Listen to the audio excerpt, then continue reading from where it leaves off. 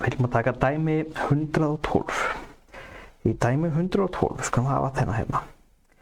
Í dæmi 112 erum við með 100 metra langan kapal. Hér stendur hann í 3G 1,5. Það þýðir að það er sem sagt jörð, 0 og fasi. Þannig að hann er tvíleiðari. Ef við setjum ljósaperu hér, þá verður spennufallið sem sagt sinnum 2. Ef við erum sem sagt með lampasnúru eða snúru sem stendur 3G fyrir framan eða 2G. Það gildir ekki þegar við erum með 3 fasa leiðara. En það er þegar við hugsum meira hvað spennan dettur mikið niður. Sýningu það rétt eftir. Ef við ætlum að vita hvað viðnámið er í kaplinum, hversu mikið viðnám tapast í kaplinum. Og formúla fyrir því er viðnámið er sama sem sinnum lengd deilt með þverskurðarflatarmálinu. Þannig að við erum með koparvír. Hann er 0,018. Sumir setja 0,020 en það skiptir ekki alveg öllu máli. Síðan setjum við sinnum lengdina sem er í þetta tilviki 100 metrar.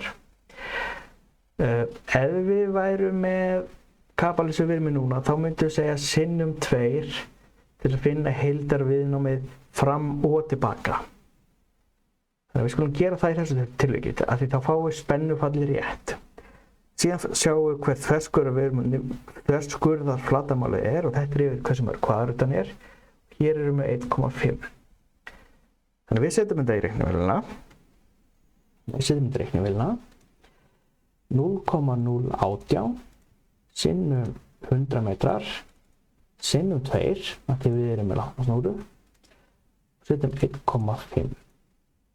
Út og þessu kemur 2,4 ohm.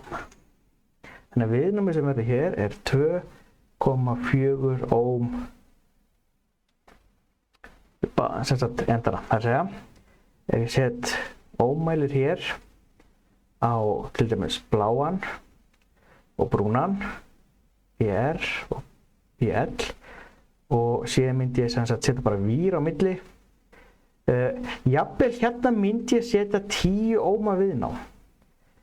Ástæðan fyrir því ég set 10 ohma viðnám er að venjulegir mælar, flúkummælar, aðrir viðnámsmælar, þeir geta mest, eða sem sagt, mælt minnst 4 ohm.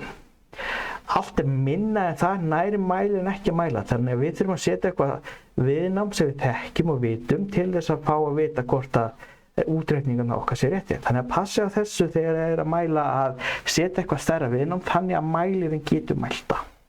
Gangi ykkur vel.